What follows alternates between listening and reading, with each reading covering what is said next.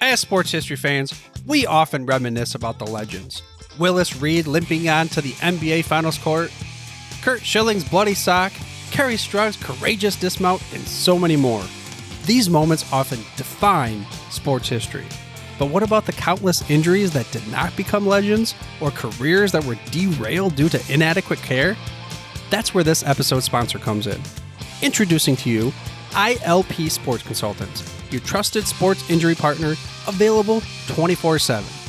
Brian Maelli at ILP Sports Consultants has over 20 years of experience in the orthopedic and sports medicine industry, and he has worked with athletes across the gamut, from youth to amateurs, professionals, in almost every sport played in the United States of America, accommodating athletes at every stage of their career. This adaptability ensures that ILP services are perfectly tailored to your skill level, no matter where you are in your athletic journey.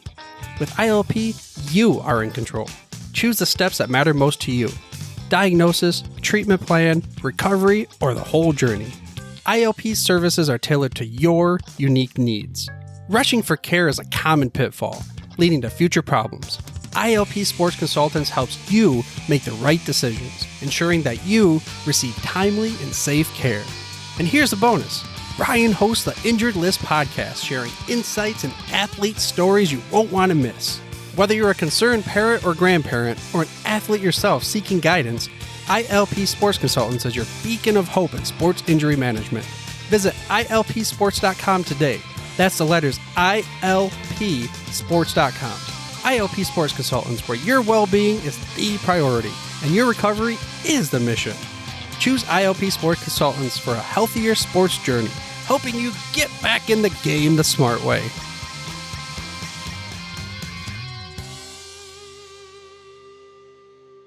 This podcast is part of the Sports History Network, your headquarters for the yesteryear of your favorite sport. You can learn more at sportshistorynetwork.com.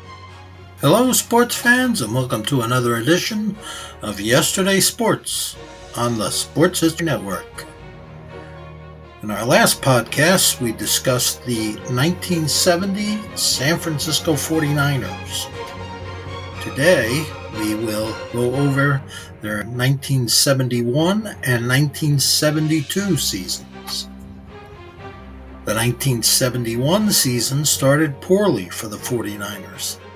They lost their opening game to the Falcons, 20-17. After easy wins over the Saints and Eagles, they lost to the Rams, 20-13. But they won their next 3 games to up their record to 5-2. Week 8 was a rematch with the Vikings, whom they had upset in the playoffs last season. Again, the game was played in Metropolitan Stadium, and again, it was cold, with a wind chill factor of 7 degrees. Minnesota was having another great season, going into this game with a 6-1 record. The Purple People Eaters defense had allowed just 26 points in their last 5 games. The 49ers didn't fare much better against that defense, scoring only 13 points. But the 49ers defense was no slouch, holding the Vikings offense to just 3 field goals. But the team had a big letdown the following week, losing to a bad New Orleans Saints team 26-20. They lost again the following week to the Rams, dropping their record to 6-4. They won 3 of their next 4 games to win their division with a 9-5 record. They would take on the Washington Redskins in the playoff game at their new home, Candlestick Park. Under new head coach George Allen, Washington was making their first postseason appearance since 1945. The Redskins held a 10-3 lead at halftime, but San Fran came back to win 24-20. The next game, the NFC Championship, would be a rematch of last season's championship, but this time the game was at Dallas. The game was a defensive battle, much like last year's, but the Cowboys intercepted 3 John Brody passes and walked away with a 14-3 victory. Running back Vic Washington, receiver Gene Washington, center Forrest Blue, tight end Ted Kwolek, defensive end Cedric Hardman, linebacker Dave Wilcox, and cornerback Jimmy Johnson made the Pro Bowl. Wilcox, Johnson, and Forrest Blue also made All-Pro.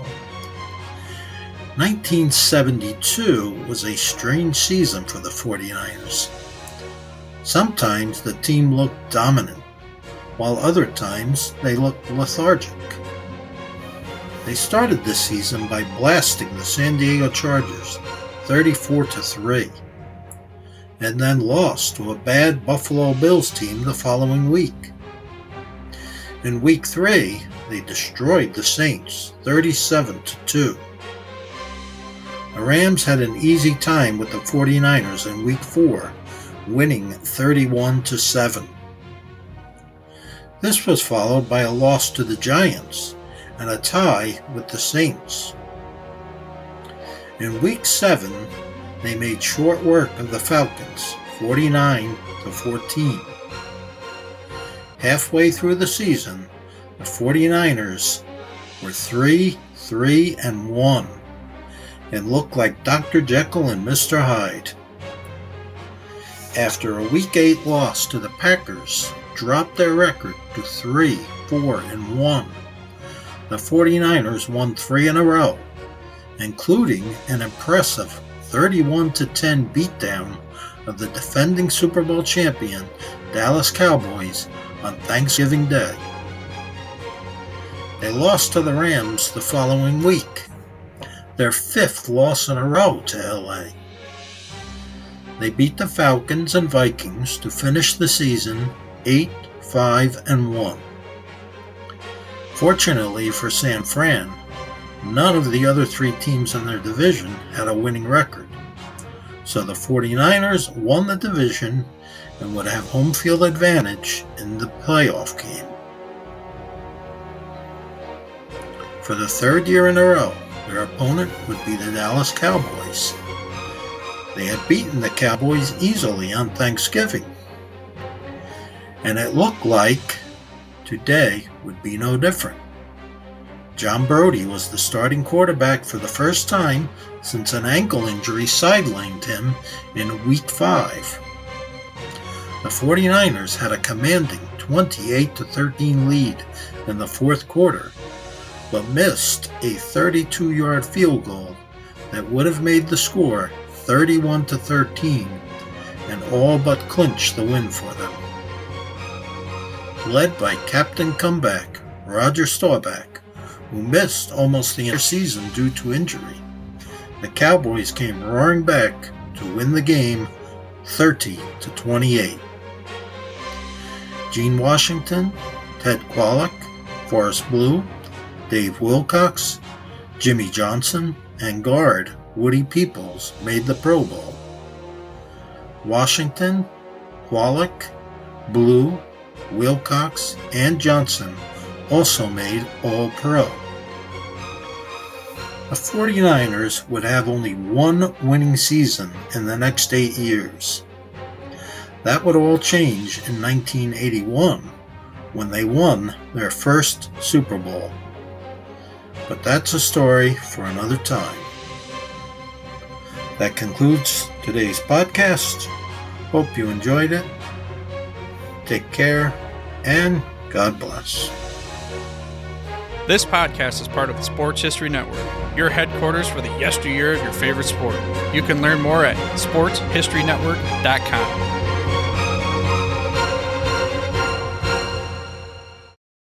We at the Sports History Network are so glad to introduce to you a new addition to our lineup, the Gridiron Greats Magazine podcast. It's a weekly podcast that focuses on the history and memorabilia of North American football since its inception in 1869. It's hosted by Bob Swick, the publisher and editor of Gridiron Greats Magazine, and Joe Squire's a longtime contributor to that magazine. The podcast was launched in 2017 and has over 150 episodes that you can listen to now on the Sports History Network, as well as your favorite podcast provider. So join Bob and Joe as they go through football history, talking about the memorabilia and the great legendary players and games of the American gridiron on the Gridiron Greats Magazine podcast.